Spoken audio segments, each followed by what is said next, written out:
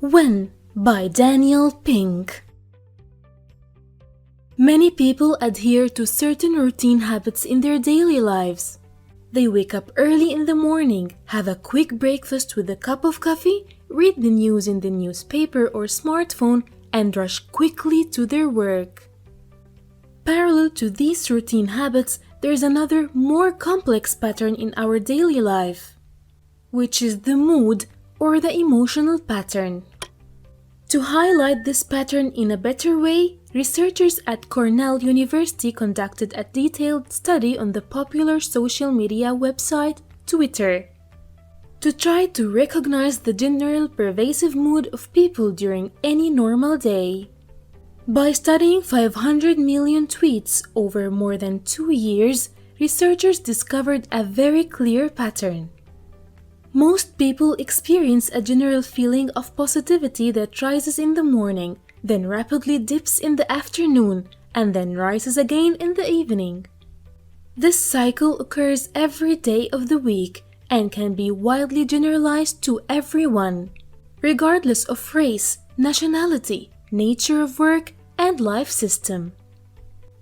A number of behavioral scientists have also conducted studies known as reanalyzing the day, which analyze people's daily lives hour by hour. These studies found the same daily emotional pattern.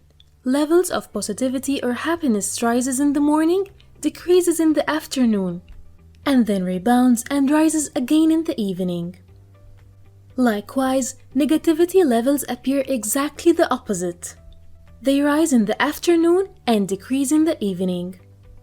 What's interesting is that this pattern has a direct and significant impact on the business we do.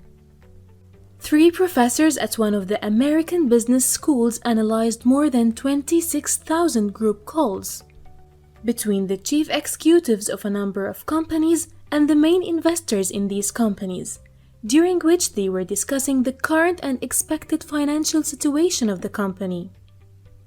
The study showed that whenever the time of these calls was late in the afternoon, the emotional feelings were more negative during them. Therefore, after conducting the study on more than 2,000 shareholding companies, the researchers recommended that the chief executives would better make their investment calls early in the morning to keep the investors optimistic and positive.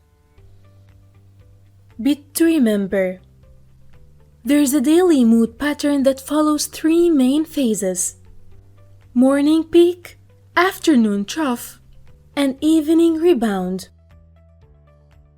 Although there is strong evidence that our emotional levels tend to follow a daily pattern, this doesn't mean that there's one pattern required by everyone. Studies show that 1 in every 4 people has a biological clock that's different from the general pattern. Beside the usual pattern, which is the morning peak, afternoon trough, and evening rebound, there are 2 other types called night owl mood and early morning mood.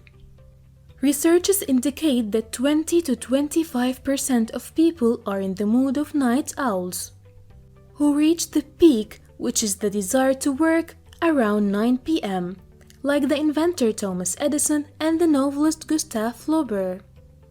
And they tend to feel positive rebound in the morning. In fact, studies of sleep and personality patterns show that those who have the night owl's pattern tend to be the most creative types of people. They are also more nervous, impulsive, and depressed than the usual type. As for the early morning pattern, they are those people who prefer going to bed early and getting up early as well. As a result, their biological clock passes through the 3 mood phases that the book defined earlier than usual. They are also usually more stable, happier, and introverted than the rest of the people. In order to get the most out of your day, you must know your own schedule and be aware that it's better for you to deal with certain tasks during certain times of the day. For example, if you have a normal pattern, so morning peak is the best time to deal with analytical tasks that require logical thinking. And as for tasks that require more abstract thinking, or so-called out-of-the-box thinking, it's better to deal with them during the evening rebound period in the late afternoon and evening. If you are a night owl person, since you reach the peak of your mood late at night, this is the best time to think analytically, while the morning is the best time for creative tasks. While in the afternoon, you should schedule routine tasks that don't require a lot of thinking or creativity. Bit to remember: to get the most out of your day, you need to be aware of your biological clock pattern and schedule your day accordingly. Now, you may be able to recognize your time pattern easily, but you also have to be aware that this pattern may change as you grow older. We usually find that young children and older people are of the early morning type, while teenagers usually tend to be night owl persons. Therefore, they suffer when the mathematics classes start early in the morning, whether at the secondary or university levels. When scheduling mathematics classes in the early morning hours, we force teenagers to practice analytical thinking at the worst possible time. Fortunately, schools around the world began to understand the importance of timing, class schedules, and breaks. In Denmark, many schools found that students' grades in acceptance tests were getting worse when these tests were scheduled in the afternoon. And many American hospitals have also noticed that standards of care and staff concentration decrease greatly as the day goes on. Studies have shown that medical errors are more common between 3 and 4 in the afternoon. In more detail, studies have shown that if the chance of medical error at 9 in the morning is 1%, by 4 o'clock in the afternoon, that chance increases 4 times. In addition, a study in a number of American hospitals showed that in the afternoon, the rate of hospital staff that wash their hands decreases by 38% compared to the morning. Researchers believe that as a result of this decline in hygiene standards during the afternoon, there are approximately 600,000 cases of infection that can be avoided in American hospitals every year.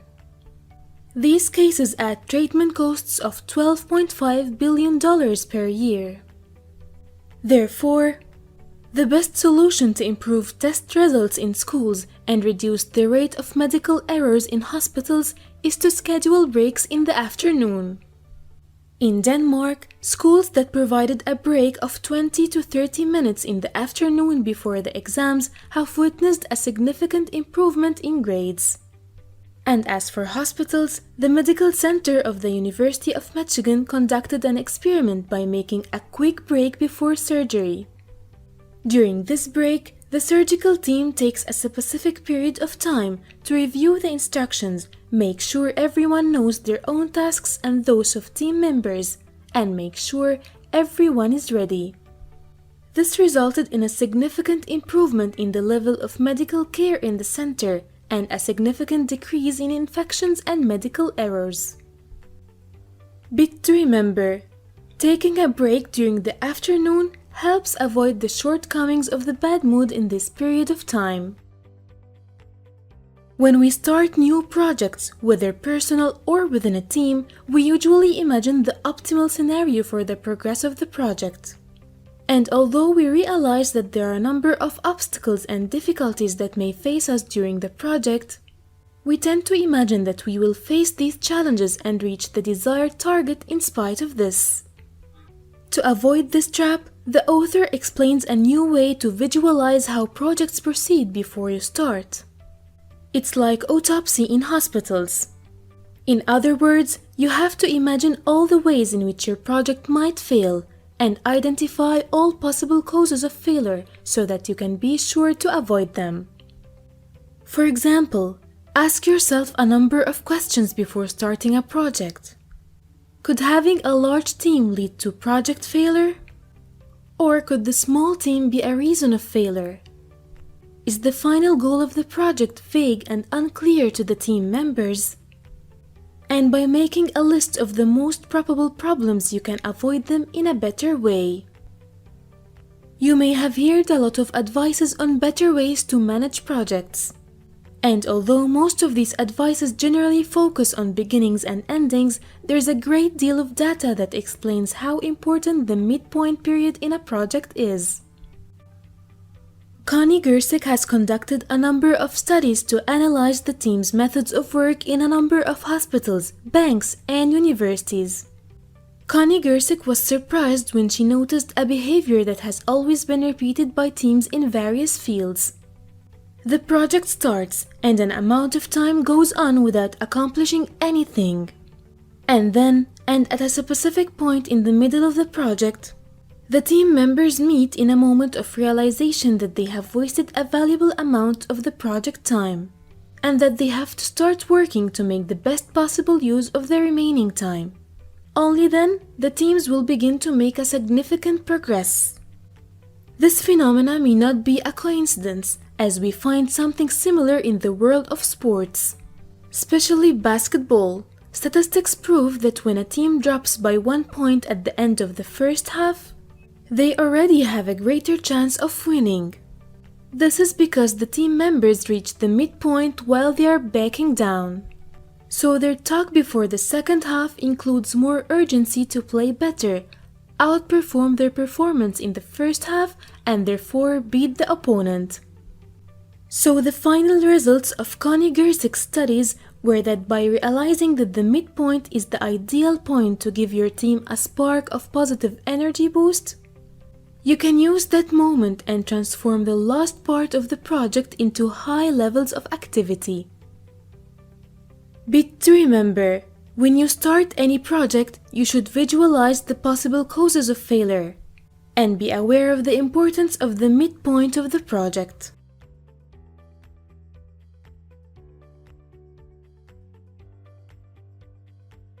Thanks for watching. Please follow our social media accounts. And don't forget to like this video and subscribe to our YouTube channel.